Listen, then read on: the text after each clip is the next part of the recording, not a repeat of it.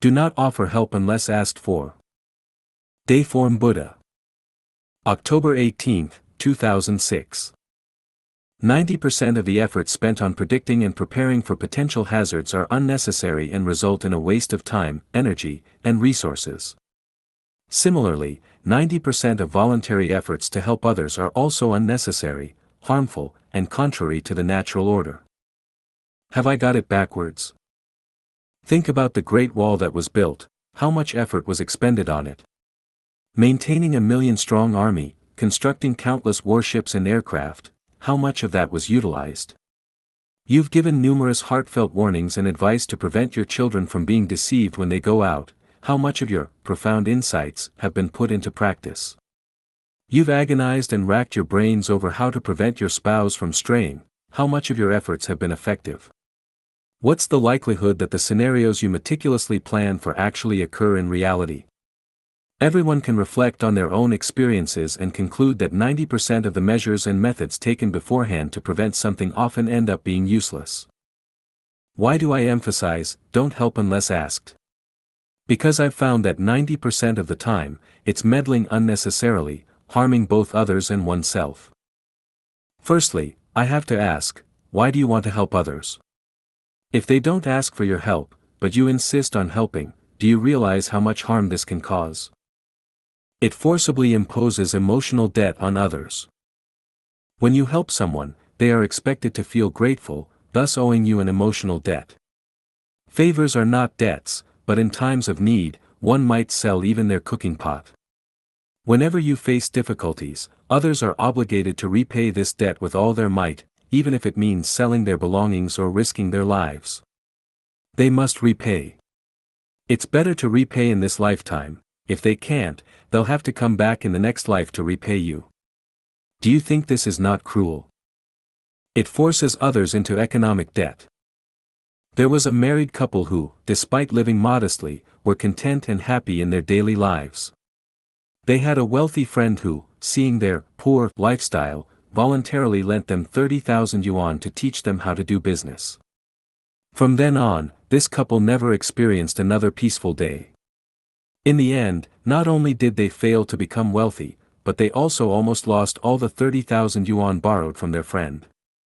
The husband eventually turned to a life of crime, and the wife disappeared after divorcing him. Consider a family of 6, with elderly members and young children, struggling to make ends meet. One day, the 75-year-old elder suddenly becomes unconscious and, after lying at home for 2 days with no improvement, seems beyond help.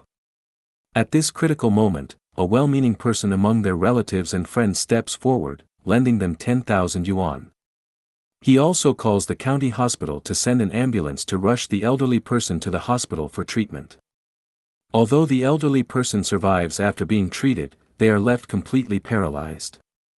The 10,000 yuan borrowed is not only insufficient to cover the hospital treatment and hospitalization expenses but also prompts them to borrow another 5,000 yuan from other relatives and friends. How will this family manage their lives from now on? Some people like to give gifts to relatives and friends.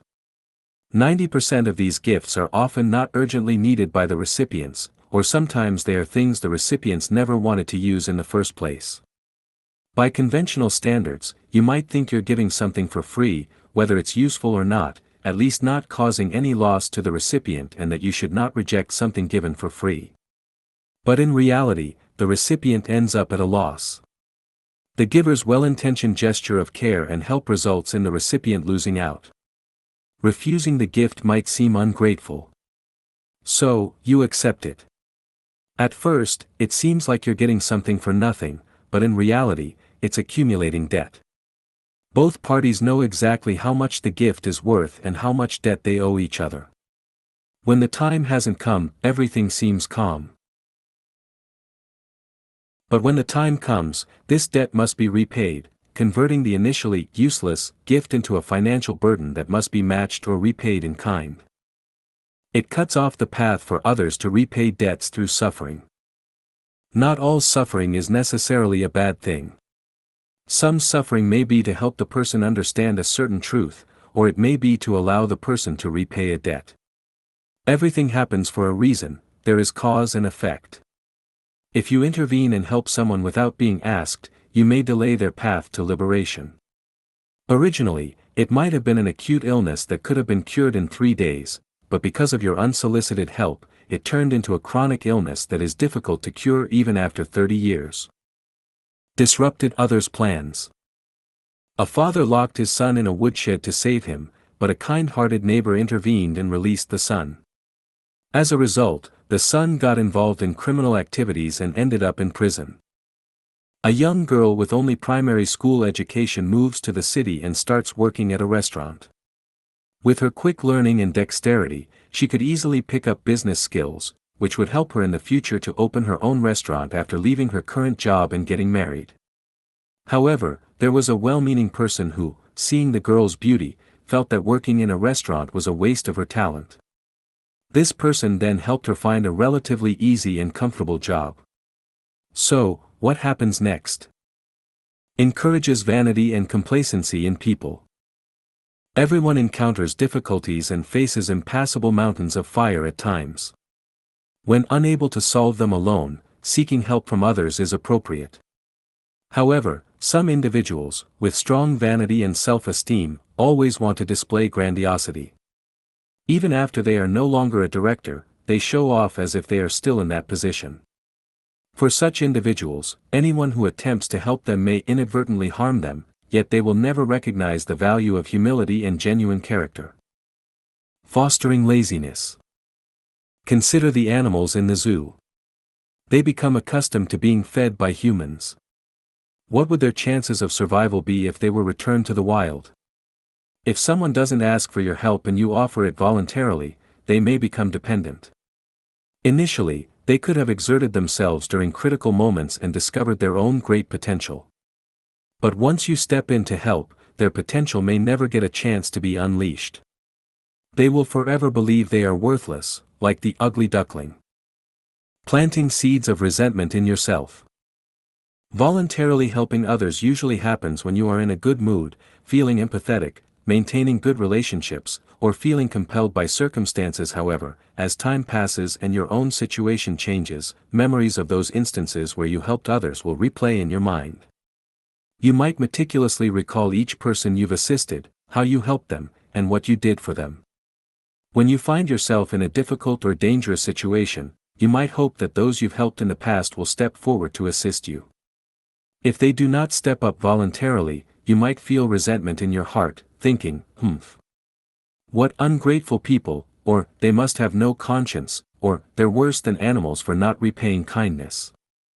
Aren't you planting resentment for yourself? Contradicting the natural order. The Tao governs birth, growth, and destruction. Formation, existence, disintegration, and emptiness, as well as arising and declining, all follow the principles of natural law. Only those who understand the laws of nature can truly help others.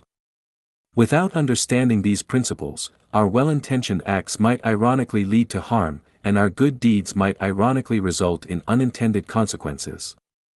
Just like the British soldier who rescued Hitler from death on the battlefield, his act of kindness was seen as an evil deed in the grand scheme of history and morality. Look at how brightly the flowers bloom in the fields, look at how freely the birds fly in the sky.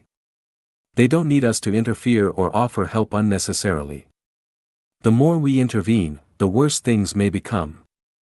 Have faith in the greatest Creator, trust in the natural order.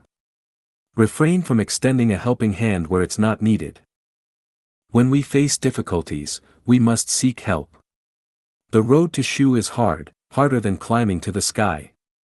Asking for help is difficult, harder than attempting extreme measures, but no matter how tough it is, it's essential to seek assistance when in trouble. By doing so, we not only understand life better ourselves but also can timely lend a helping hand to others when they face adversity. Grateful for a drop of water received from others, one should repay with a gushing spring. Try to handle as much as possible on your own and believe in your unlimited potential. However, when necessary, bravely seek help from others, with the intention of repaying their kindness in the future. All rules have exceptions, especially when interacting with a life and death friend. In such critical situations, different considerations apply.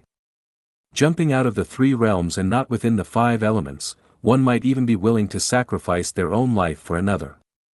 In such moments, conventional sayings like, "do not offer help unless asked for," hold little relevance. Be cautious when someone comes forward to offer excessive flattery and concern. When someone says, "I'm doing this for your own good," be cautious. When someone volunteers to help you, you should think, "Oh, what bad luck."